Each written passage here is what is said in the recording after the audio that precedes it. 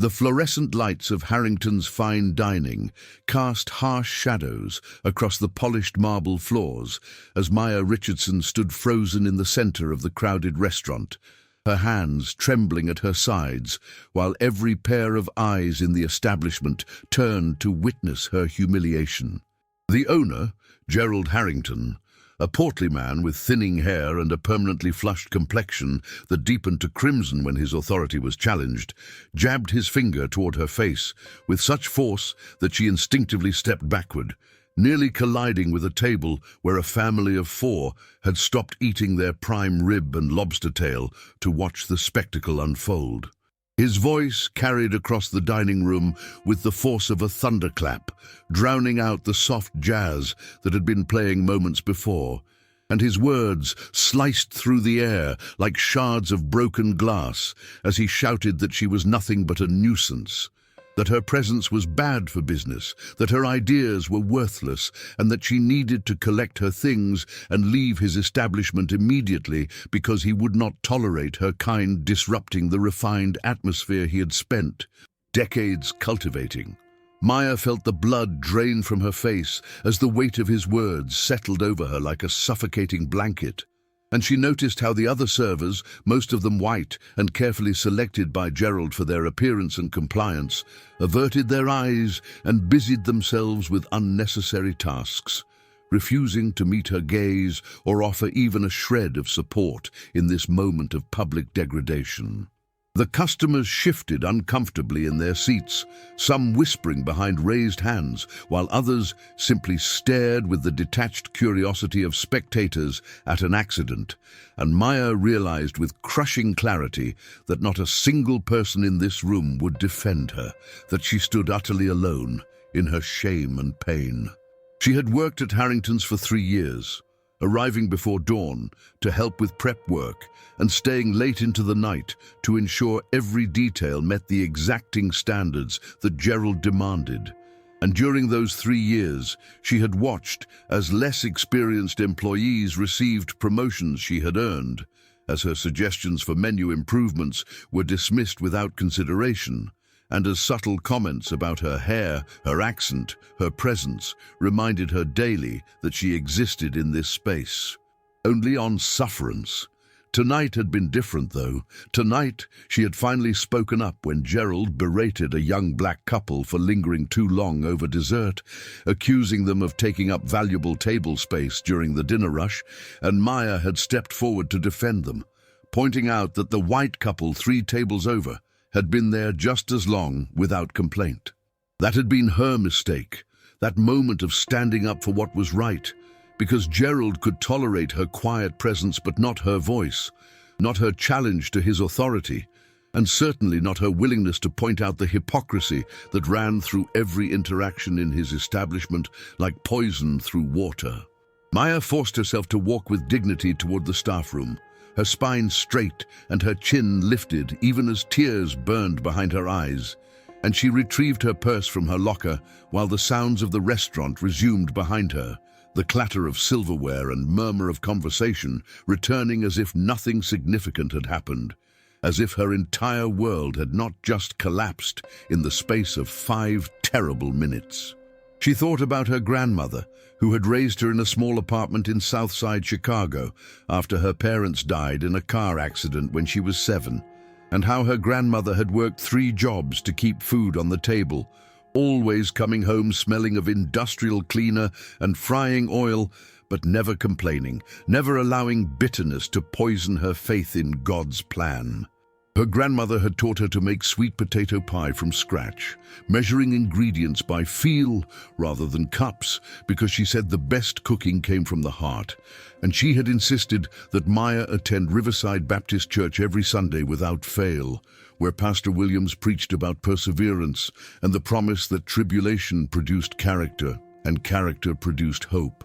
Maya had carried those lessons with her through community college, where she studied hospitality management while working night shifts at a diner, and she had believed that hard work and excellence would be enough to overcome the obstacles placed in her path, that her merit would speak louder than prejudice. Walking through the back door of Harrington's into the cold October air, she finally allowed the tears to fall as she fumbled for her car keys in the darkness of the parking lot. And she sat in her 15-year-old Honda Civic with the cracked dashboard and temperamental heater, pressing her forehead against the steering wheel while sobs racked her body. The injustice of it burned through her chest like acid. The knowledge that she had done nothing wrong except refuse to be silent, except dare to suggest that black customers deserved the same respect as white ones, and she wondered how many times she would have to prove herself before someone finally saw her worth. The drive back to her studio apartment in Englewood took 40 minutes through streets lined with shuttered businesses and houses with barred windows, and Maya climbed the 3 flights of stairs to her door with exhaustion weighing down every step, unlocking the deadbolt to enter the small space she had tried to make cheerful with second-hand furniture and plants she watered religiously. She collapsed onto her thrift store couch without turning on the lights, staring at the ceiling while her mind replayed the evening's events in an endless loop, examining every word she had said and wondering if there had been some other way to handle the situation that would not have resulted in her termination. Her phone buzzed with text messages from co-workers who had witnessed the confrontation, most offering hollow sympathies and none offering concrete support, and she turned the device face down on the coffee table because she could not bear to respond to their messages, could not summon the energy to reassure them that she would be fine when she had no idea if that was true.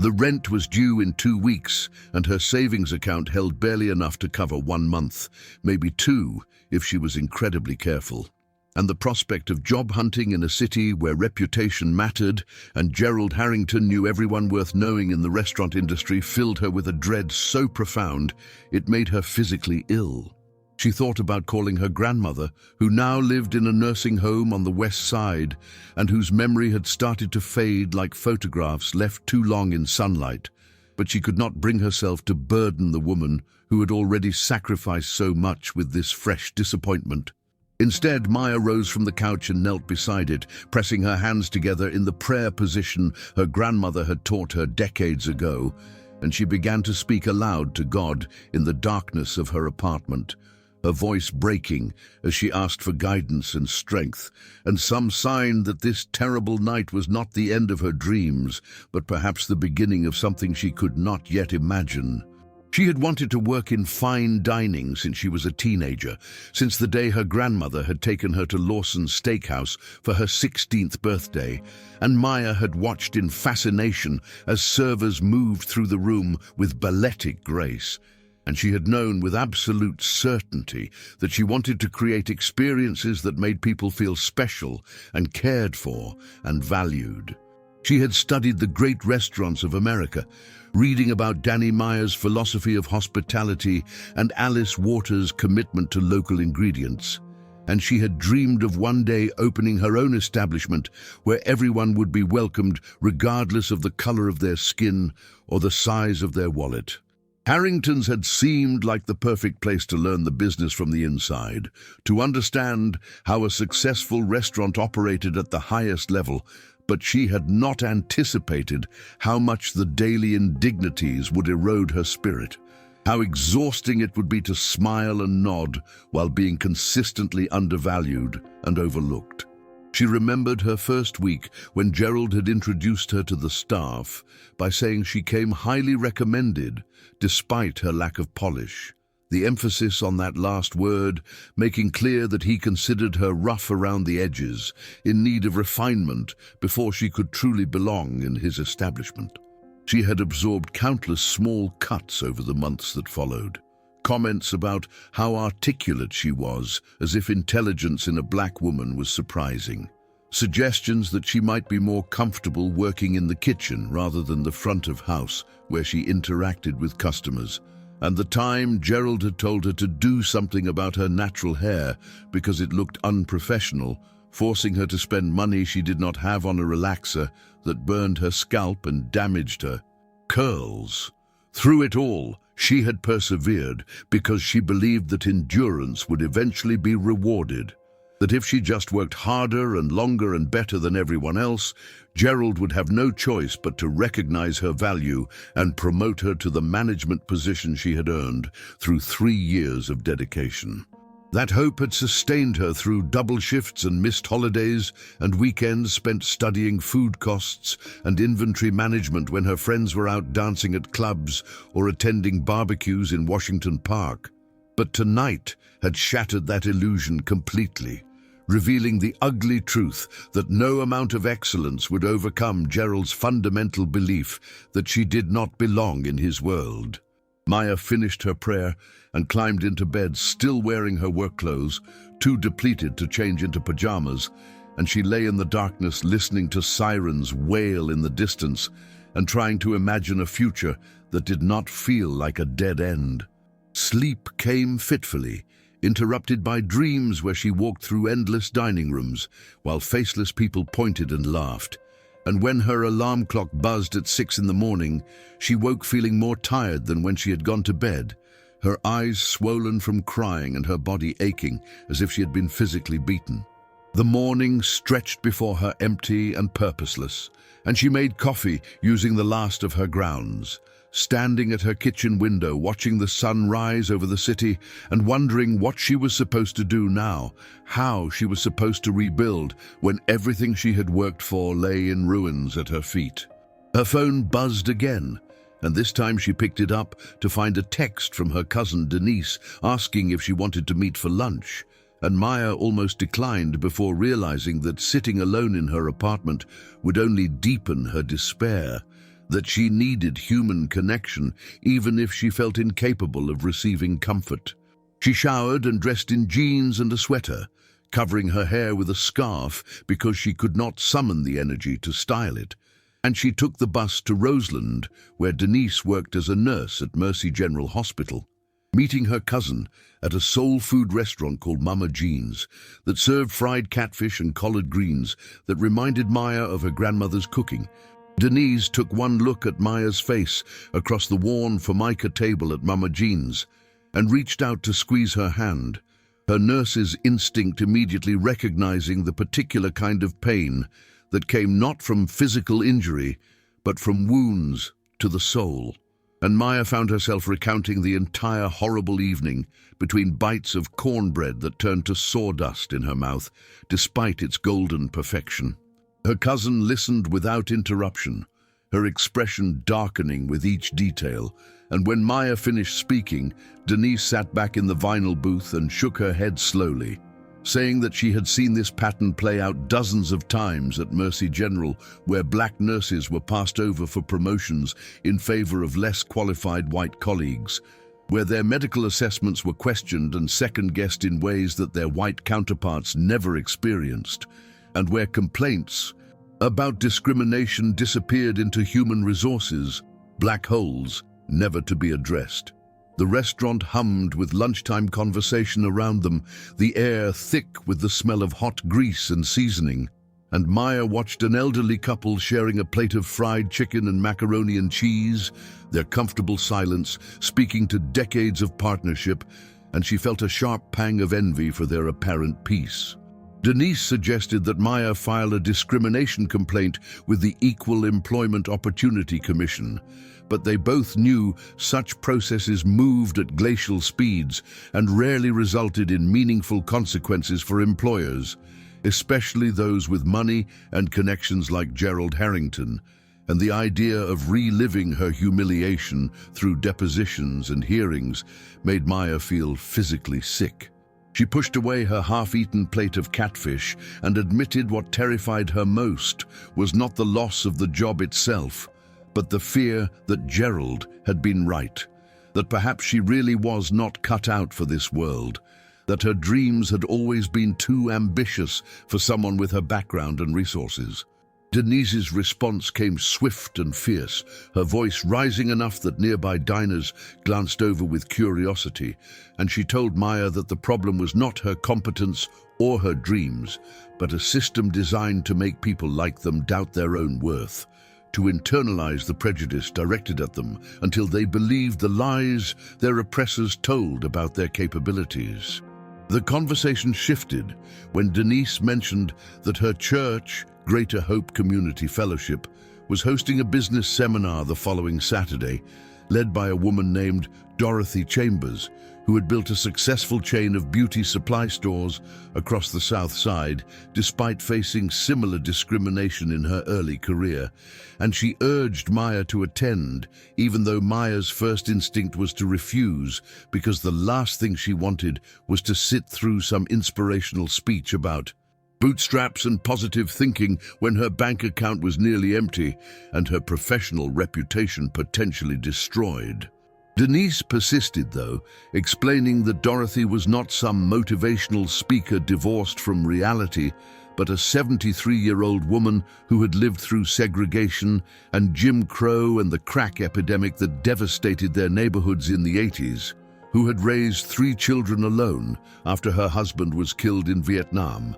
and who had built her business $1 at a time while cleaning office buildings at night. Something in Maya's resistance cracked at this description, perhaps because she recognized in Dorothy's story echoes of her grandmother's struggles, and she agreed to attend the seminar, though she held little hope that it would change anything fundamental about her situation. The rest of the week passed in a fog of anxiety and fruitless job applications, Maya spending hours on employment websites and sending her resume to restaurants across Chicago only to receive automated rejection emails or complete silence. And by Friday evening she felt so desperate that she seriously considered applying for positions at fast food chains just to have some income while she figured out her next move. Her grandmother had always said that God's timing was not human timing, that sometimes you had to walk through the valley before you could reach the mountaintop. But Maya struggled to maintain faith when every door seemed to slam shut in her face and her savings dwindled with terrifying speed. Saturday morning arrived cold and overcast with the threat of early snow in the air, and Maya almost stayed in bed rather than venture out to Greater Hope Community Fellowship. But some stubborn part of her refused to give up entirely. The same part that had pushed her to finish college despite working full-time and caring for her ailing grandmother. She dressed in her best business casual outfit, a navy blazer and grey slacks purchased for job interviews, and took 2 buses to reach the church, a modest brick building with a white steeple that rose against the grey sky like a declaration of defiance in a neighborhood marked by poverty and neglect. The church basement had been set up with rows of folding chairs facing a small stage, and perhaps 30 people milled about helping themselves to coffee and donuts from a table near the entrance, most of them black women ranging in age from their 20s to their 60s, all wearing expressions that mixed hope with exhaustion in a way Maya understood intimately. She poured herself a cup of coffee that was stronger and better than she expected, and found a seat near the middle of the room, close enough to see, but far enough back to avoid drawing attention, and she studied the other attendees, wondering what circumstances had brought each of them here, what dreams they carried, and what obstacles they faced. A young woman with twins in a double stroller sat in the front row, taking notes before the seminar even started, her determination visible in every tense line of her body. And an older woman with silver hair and a church hat decorated with silk flowers chatted animatedly with her neighbors about her plan to open a catering business specializing in traditional Southern cuisine.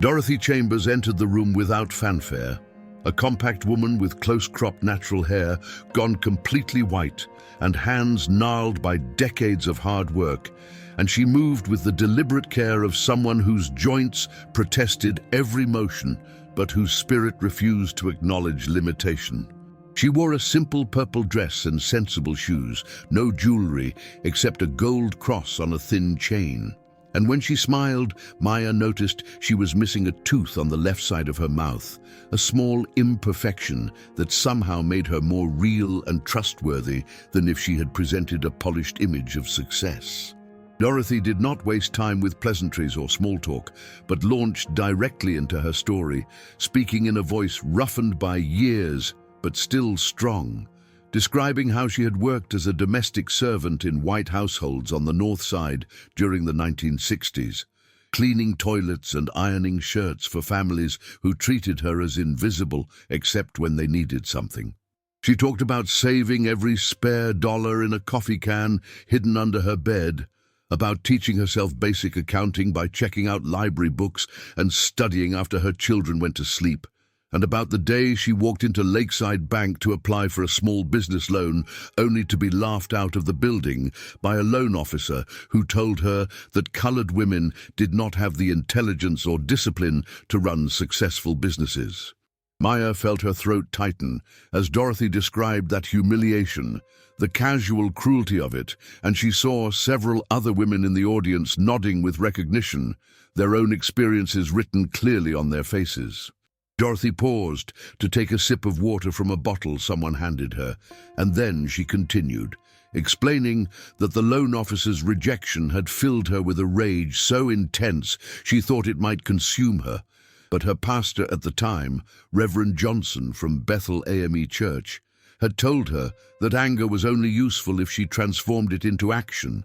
that she needed to channel that energy into building something rather than destroying herself with bitterness. She had started small, Dorothy explained, buying inventory wholesale from suppliers who would work with her and selling products door to door in her neighborhood, carrying shopping bags full of hair care products and cosmetics up and down apartment building staircases until her feet bled inside her shoes. The first year, she barely broke even after expenses. The second year, she made enough profit to rent a tiny storefront on Cottage Grove Avenue with a broken front window she covered with plywood until she could afford repairs. And the third year, she hired her first employee, a young single mother who reminded Dorothy of herself at that age. She described the setbacks that nearly destroyed her business multiple times, the supplier who disappeared with her money, the fire that gutted her second store location, the recession of the early 90s that dried up consumer spending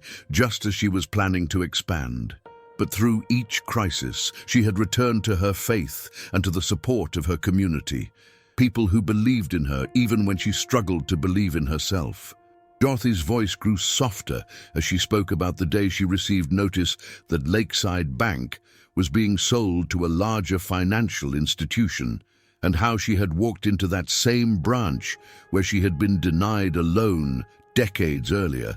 and opened a business account with a deposit of $50,000, asking specifically for the loan officer who had rejected her, only to learn he had retired years ago. The point, Dorothy said, was not revenge but reclamation, not proving others wrong but proving yourself right.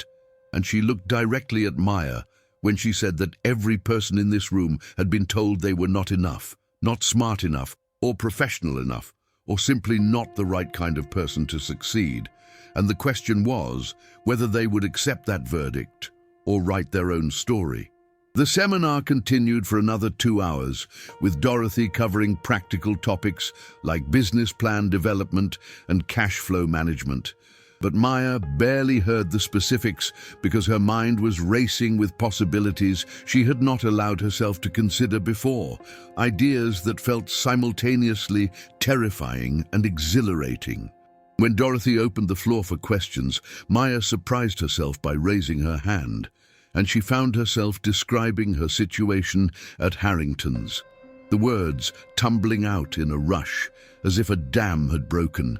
And when she finished speaking, the room was silent for a long moment before Dorothy asked her what she loved most about restaurant work. Maya thought about all the reasons she had entered this field, about creating experiences that brought people together, about the alchemy of transforming raw ingredients into something greater than the sum of their parts, about the satisfaction of seeing customers' faces light up when they tasted something perfectly executed. And she realized that none of those things required her to work for someone like Gerald Harrington, that perhaps she had been so focused on climbing someone else's ladder that she had failed to see she could build her own. Dorothy nodded, as if Maya had passed some test, and told her that the most successful businesses were born from authentic passion, combined with a clear understanding of an underserved market need. And she asked Maya what kind of food she would serve if she could create any restaurant concept without limitation. The answer came immediately, and without thought, Maya describing a catering company that would bring high-end dining experiences to churches and community centers and family celebrations, that would honor traditional Black Southern cuisine while incorporating modern techniques, that would employ and train people from neighborhoods like Englewood who were typically excluded from fine dining careers. And as she spoke, she could see it all clearly, as if it already existed, the menu featuring her. Grandmother's sweet potato pie alongside braised short ribs with collard green pesto, the staff wearing crisp white shirts and black aprons, the satisfied customers spreading word through their networks until demand exceeded supply. Dorothy wrote something on a business card and handed it to Maya after the seminar ended. Her contact information, along with the names of 2 suppliers who would work with startup businesses, and a reference to a micro-lending program through Southside Community Credit Union that specialized in supporting minority-owned businesses. She told Maya that the road ahead would be harder than anything she had experienced so far, that there would be days when giving up seemed like the only rational option, but that if she stayed true to her vision and refused to let others define her worth, she would build something that mattered. Maya clutched the business card like a lifeline as she rode the bus home through neighborhoods where autumn leaves skittered across cracked sidewalks and children played in vacant lots. And for the first time since the night at Harrington's, she felt something other than despair, a fragile shoot of hope pushing through the scorched earth of her humiliation. She spent that evening in her apartment sketching menu ideas and business concepts in a notebook, her hand cramping from writing as ideas poured out faster than she could capture them. And when she finally fell asleep near midnight, her dreams were filled not with faceless crowds mocking her, but with images of her own restaurant packed with happy customers, the sound of laughter and clinking glasses, the smell of food prepared with love and skill. Sunday morning, she attended services at Riverside Baptist Church for the first time in months, sitting in the back pew where her grandmother used to sit. And when Pastor Williams preached about the Israelites wandering in the desert before reaching the Promised Land, about how God sometimes allowed his children to face hardship in order to prepare them for the blessings he had planned, Maya felt tears streaming down her face because she understood in that moment that her firing from Harrington's had not been an ending, but a beginning, a painful but necessary severing of chains she had not even realized were holding her back. The application process for the micro-lending program at Southside Community Credit Union required more documentation than Maya had anticipated, 3 years of tax returns and a detailed business plan with financial projections and market analysis. And she spent 2 weeks camped out at the Harold Washington Library researching food service industry trends and studying successful catering companies across the country. She interviewed Dorothy's recommended suppliers about wholesale pricing for ingredients and equipment, discovering that bulk purchasing could reduce her costs by nearly 40% if she could secure enough capital to buy inventory in larger quantities. And she reached out to former classmates from her hospitality management program at Kennedy Community College to ask about their experiences starting businesses. The response surprised her. Several people sharing their own stories of discrimination and setbacks, offering advice about everything from liability insurance to health department inspections. And one friend named Marcus, who had launched a food truck specializing in Korean barbecue tacos, agreed to review her business plan and pointed out weaknesses in her initial financial projections that would have likely resulted in rejection from the credit union. Maya revised her numbers, being more conservative with revenue estimates and more generous with expense projections, building in cushions for unexpected costs, because she had learned from Dorothy that undercapitalization killed more small businesses than competition or lack of customers. Her business plan evolved through multiple drafts until it felt solid and defensible, a document that reflected not wishful thinking, but realistic assessment of opportunities and challenges. And she named her proposed company Maya's Table Catering, with a mission statement emphasizing excellence, community, and creating opportunities for people typically excluded from fine dining careers. The lone interview at Southside Community Credit Union took place on a Tuesday morning in November, Maya sitting across a desk from a loan officer named Patricia Henderson, who was a black woman in her 50s, with reading glasses on a beaded chain and a photograph of 3 college-age children on her desk. Patricia reviewed Maya's application with careful attention, asking pointed questions about her projections and her contingency plans if revenue fell short of expectations. And Maya answered honestly, acknowledging the risks while explaining her research and her understanding of the market she intended to serve. She described her experience at Harrington's not as a failure, but as an education. 3 years of learning high-end food preparation and service standards that she would apply to her own business. And she talked about the gap in the market for catering that could serve church events and family celebrations and community gatherings with the same level of quality typically reserved for corporate functions and wealthy private clients. Patricia listened without revealing her thoughts, taking notes on a yellow legal pad. And when Maya finished her presentation,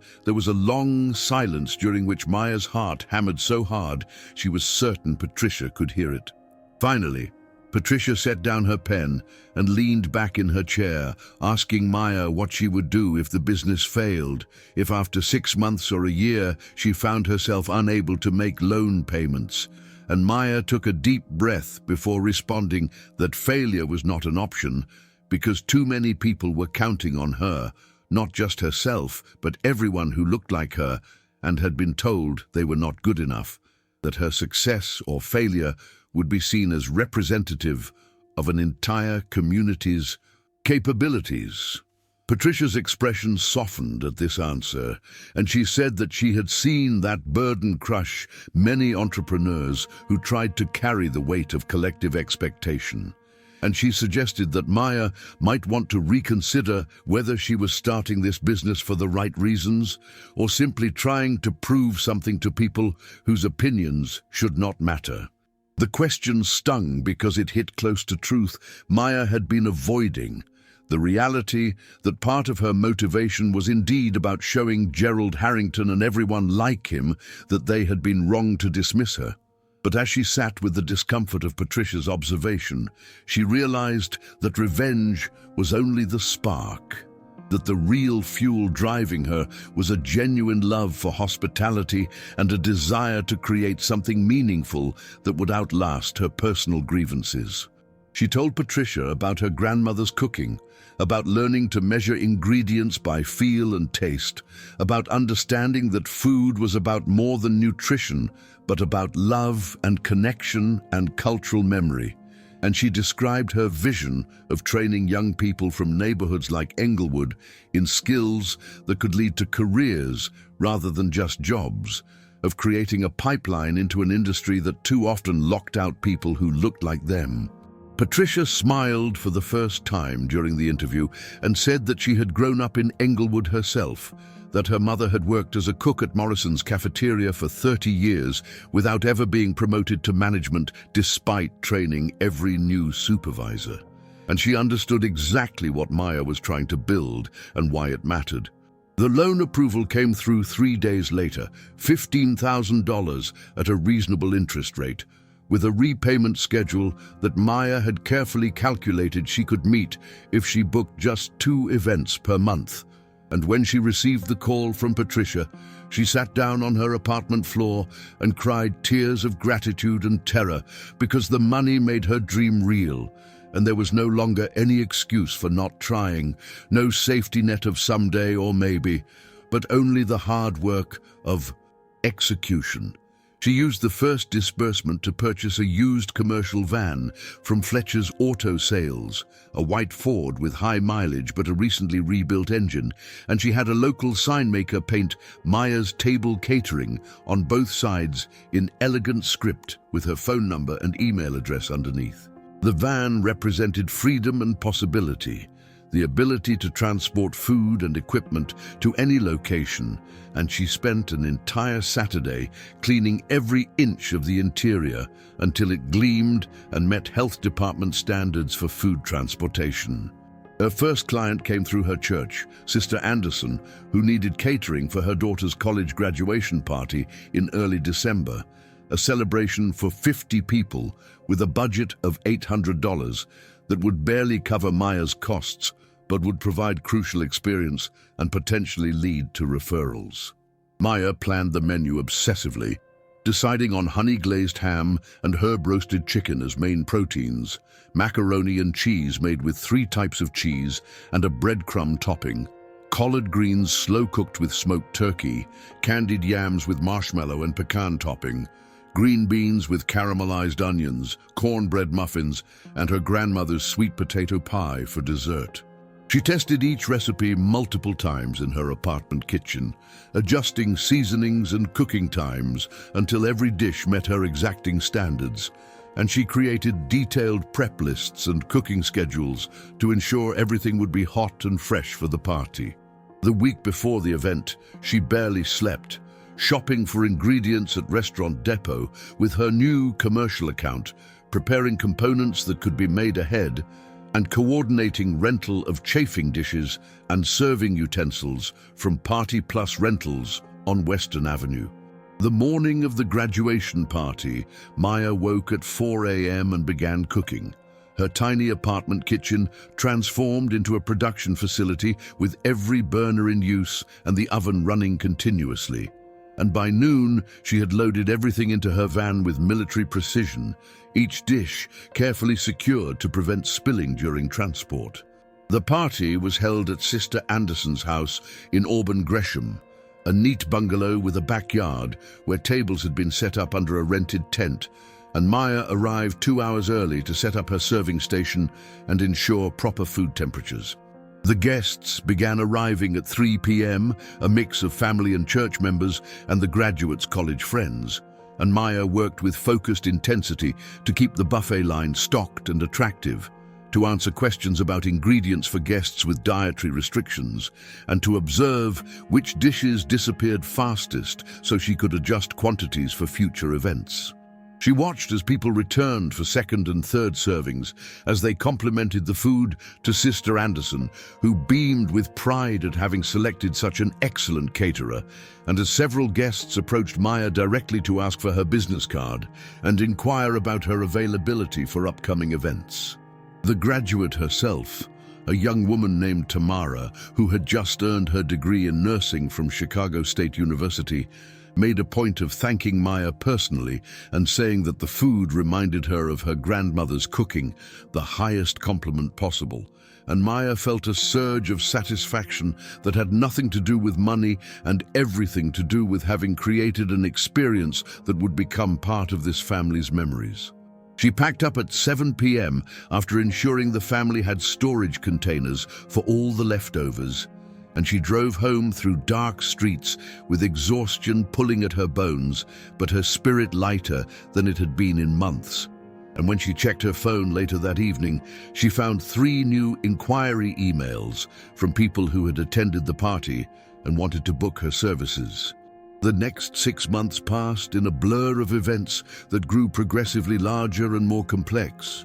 Maya catering everything from intimate dinner parties to church fundraisers, to corporate lunches for small businesses that could not afford the premium prices charged by established catering companies like Harrington's. She developed a reputation for reliability and quality, for showing up early and staying late, for accommodating last-minute changes and dietary requirements, and for bringing warmth and personality to events rather than just dropping off food and disappearing. Word spread through Southside neighborhoods and black professional networks, her calendar filling weeks in advance. And she found herself hiring her first employee in March, a young woman named Jasmine, who had recently graduated from culinary school, but struggled to find positions that would give her real kitchen experience, rather than relegating her to prep work. Maya trained Jasmine in her approach to food and service, emphasizing that every event was an opportunity to exceed expectations, that the quality they delivered would determine not just their business success, but would reflect on everyone who looked like them in an industry that too often assumed black-owned businesses meant lower standards. She also brought on Marcus from the food truck to help with larger events, his experience with high-volume service proving invaluable. And together, they formed a team that operated with the efficiency of people who had been working together for years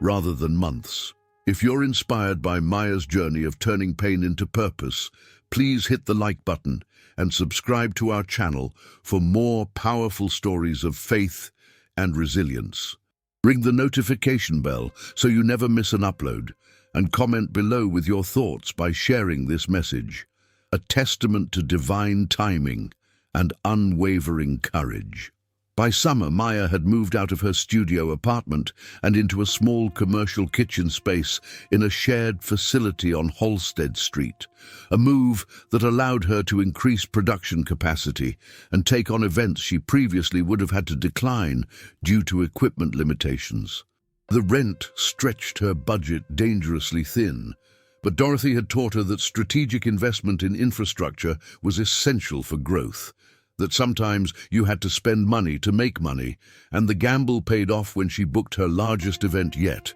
a wedding reception for 200 guests at the South Shore Cultural Center in August. The bride, a lawyer named Angela, whose family attended Greater Hope Community Fellowship, had specifically sought out Maya after hearing about her work from Dorothy Chambers, and she was willing to pay premium prices for the level of service and menu customization Maya offered. The wedding menu featured pan-seared salmon with lemon butter sauce, rosemary garlic beef tenderloin, truffle mac and cheese, roasted vegetables with balsamic glaze, mixed green salad with champagne vinaigrette, and a dessert bar including sweet potato pie, peach cobbler, and chocolate bourbon pecan tarts. Maya hired additional temporary staff for the event and rented professional-grade equipment, investing more money than she had ever spent on a single event, and the pressure kept her awake for 3 nights before the wedding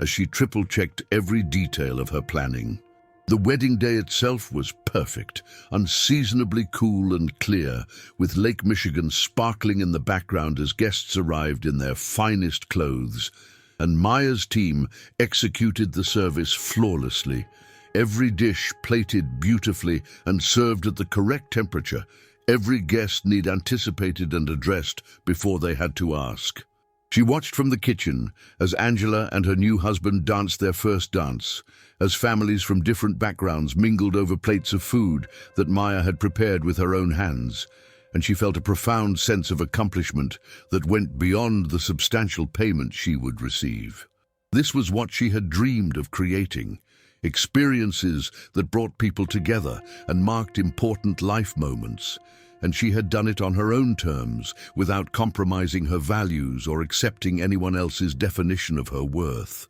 The event coordinator for South Shore Cultural Center approached Maya during cleanup to say that several guests had asked about her services and that the venue would be happy to recommend her to future clients. And Maya realized that she had crossed some invisible threshold from struggling startup to established business, that her name was beginning to carry weight in Chicago's event industry. She drove home that night with her team, all of them exhausted but exhilarated, and they stopped at a 24-hour diner on Stony Island Avenue to eat breakfast food and decompress. And Marcus raised his coffee cup in a toast to Maya's table catering and to the beginning of something none of them had quite believed possible when they started. The expansion continued through the following year, with Maya opening her first brick-and-mortar restaurant in Bronzeville, a neighborhood experiencing revitalization as young professionals moved in alongside longtime residents, and she found a corner location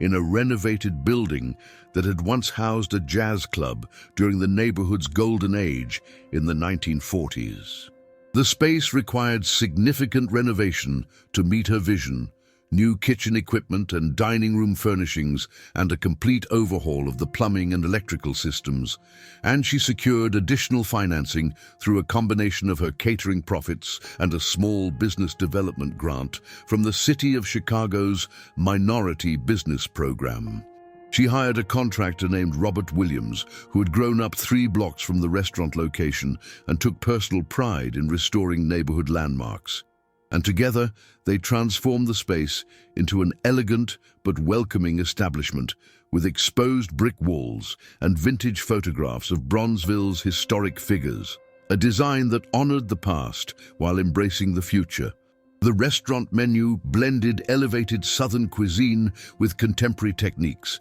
Dishes like buttermilk fried chicken with truffle honey, shrimp and grits with andouille sausage and roasted tomato sauce, braised oxtails with creamy polenta, and her grandmother's sweet potato pie, reimagined with bourbon whipped cream and candied pecans. Maya insisted on sourcing ingredients from local farmers and suppliers whenever possible, building relationships with vendors at the Maxwell Street Market and partnering with urban farms in Englewood that grew fresh produce in formerly vacant lots, creating an economic ecosystem that supported multiple small businesses while ensuring the highest quality ingredients. The restaurant opened in April with a soft launch for invited guests, including Dorothy Chambers, who sat at the best table and surveyed the dining room with the satisfaction of someone who had predicted this success from the beginning, and Pastor Williams from Riverside Baptist, who blessed the establishment and prayed for its prosperity,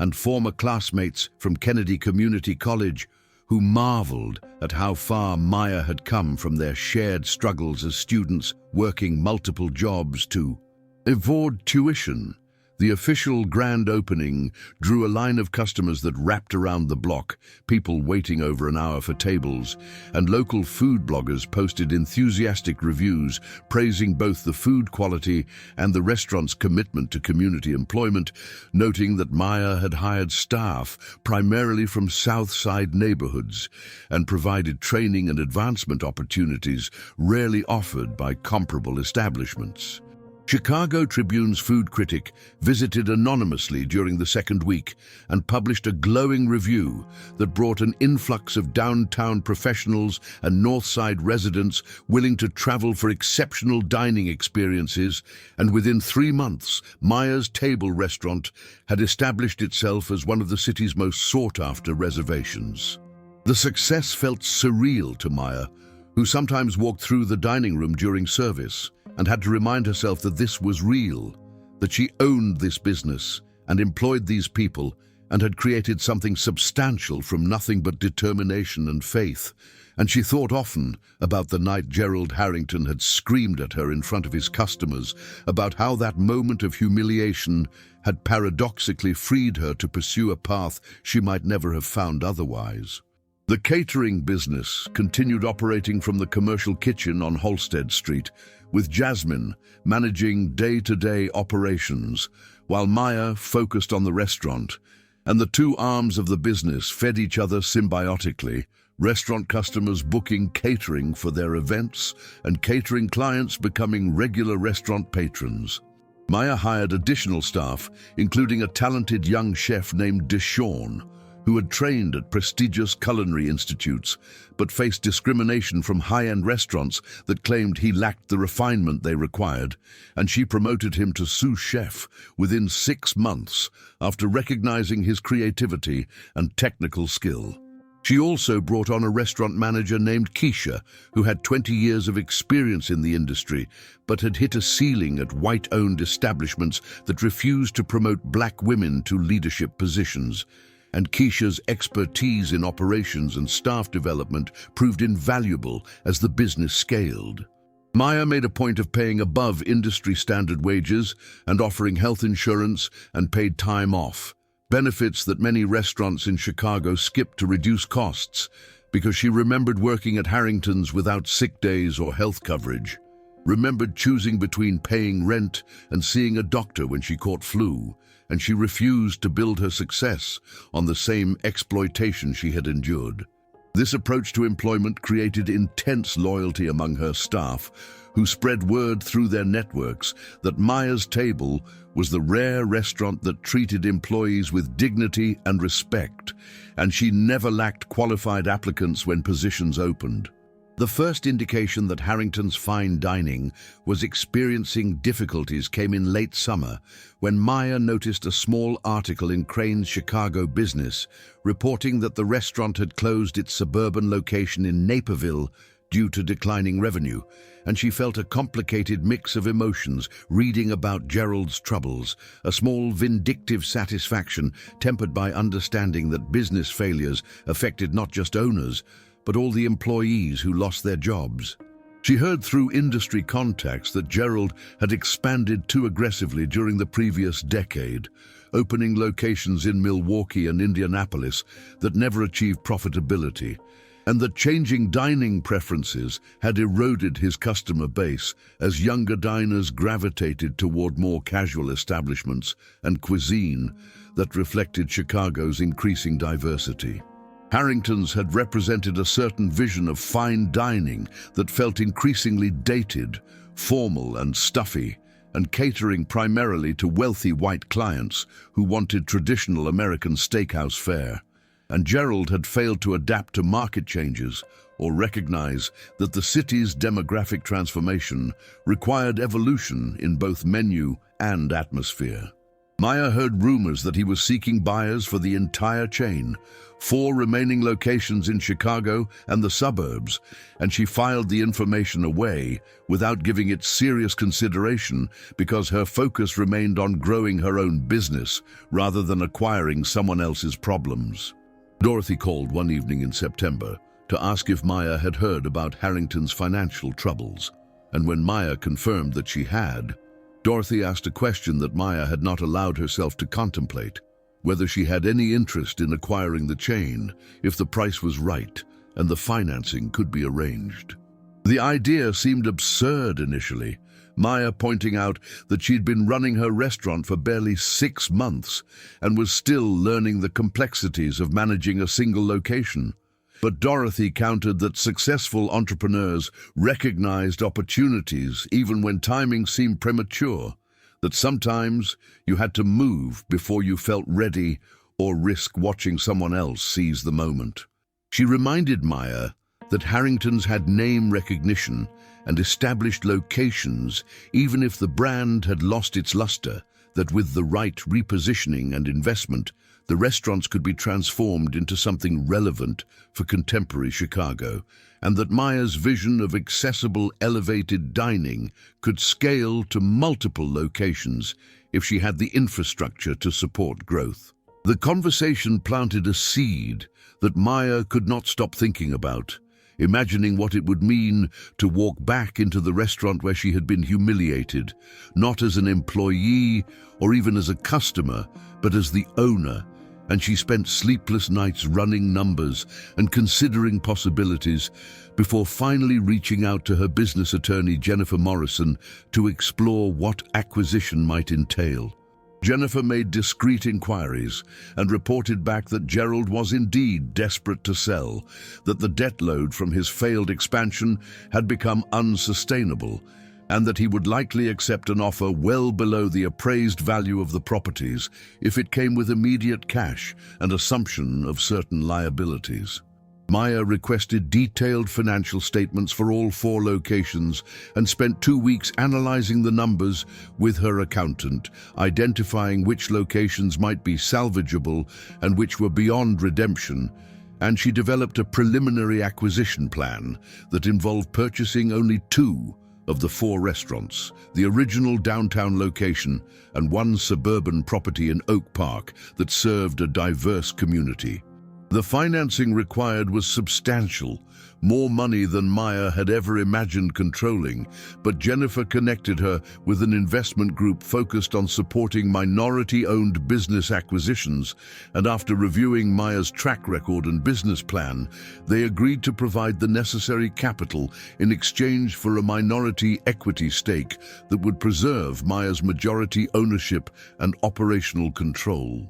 The negotiation process took 3 months of intense back and forth. Gerald initially refusing to believe that the woman he had fired was in a position to buy his life's work, and when he finally accepted the reality, he tried to back out of the deal multiple times, searching for any other buyer who would allow him to save face. But the market had no appetite for his failing restaurants, and eventually he had no choice but to accept Maya's offer or face bankruptcy. The closing took place on a cold January morning at the offices of Chicago Title and Trust. Maya sitting across a conference table from Gerald, who looked diminished and old, his face gray and his hands shaking slightly as he signed document after document, transferring ownership of properties he had controlled for 40 years. Maya felt no triumph in his obvious suffering, only a profound sense of completing a circle that had begun the night he screamed at her in his dining room. And when the final signatures were complete and her attorney declared the transaction finished, Maya stood and extended her hand to Gerald in a gesture that surprised everyone in the room, including herself. He stared at her hand for a long moment before accepting it, his grip weak and brief, and he asked her in a voice barely above a whisper why she had wanted to buy his restaurants when she could have simply watched him fail from a distance. Maya considered the question carefully before responding that she had not purchased the restaurants because of him, but despite him, that she saw potential in the properties and the staff who had worked there faithfully for years, and that she intended to transform them into something that reflected the Chicago she knew and loved, diverse and vibrant and welcoming to everyone regardless of their background or bank account. She told him that she hoped he would find peace in whatever came next, and then she walked out of the conference room without looking back, Jennifer and her business team following with boxes of documents and keys to her new properties. The drive from the Loop to the original Harrington's location took 15 minutes through lunchtime traffic, and Maya sat in the passenger seat of Jennifer's car, watching the city pass by and thinking about all the improbable events that had led to this moment, how the worst night of her professional life had ultimately opened doors she had not known existed. She thought about her grandmother, who had died the previous year without seeing this triumph, but who had instilled in Maya the faith and resilience that made it possible. And she whispered a prayer of gratitude for the journey, even with all its pain and difficulty. Walking through the front door of Harrington's as the owner, rather than an employee, felt like entering a dream. The familiar dining room looking smaller and less intimidating than Maya remembered, and she noticed details she had been too stressed to see during her employment. The way afternoon light fell through the windows, creating patterns on the marble floor, the quality of the crown molding, and the solid construction of the bar. The current staff had been informed of the ownership change, but not the new owner's identity, and when Maya walked into the kitchen followed by Jennifer and her management team, she saw recognition dawn on faces of servers and cooks who had worked alongside her years earlier, people who had witnessed her humiliation and done nothing to defend her. The kitchen went silent as everyone stopped working to stare, and Maya felt the weight of their judgment and curiosity and fear about what her ownership would mean for their employment. She called an impromptu staff meeting, gathering everyone in the main dining room, and she stood before them remembering the last time she had stood in this space while Gerald screamed at her, and she told them that she understood they were worried about their jobs and their futures, that change was always frightening, especially when it involved someone who had history with the establishment. She acknowledged that some of them had witnessed her firing and had not spoken up, and she said she understood their silence because she knew the power dynamics that made objection dangerous, and she told them that she was not interested in revenge or punishment, but in building something better than what had existed before. Maya outlined her vision for transforming Harrington's into a restaurant that maintained its commitment to quality while becoming more accessible and inclusive, updating the menu to reflect Chicago's diversity, training staff in genuine hospitality rather than formal service that created distance between servers and customers, and ensuring that advancement opportunities were based on merit rather than favoritism or discrimination. She told them that anyone who wanted to be part of this new vision was welcome to stay and would receive the same benefits her other employees enjoyed: health insurance and fair wages and respect. But anyone who could not embrace the changes she intended to make should consider this advance notice to seek other employment. The room remained silent when she finished speaking, and then Marcus, who had come along to help with the transition, started clapping, and Jasmine joined him. And slowly the current staff began applauding too, though Maya could see uncertainty in many faces about whether they could trust this radical departure from everything they had known under Gerald's ownership. She spent the rest of the afternoon walking through both newly acquired properties with her team, taking notes about necessary renovations and menu changes. And when she finally returned home late that evening, she found Dorothy waiting on her apartment building steps despite the cold, and the older woman embraced her without words because none were necessary. And Maya finally allowed herself to cry, tears of release and relief and overwhelming gratitude for the journey that had brought her from humiliation to ownership, from powerlessness to standing in that dining room and declaring with quiet authority, "I am the business."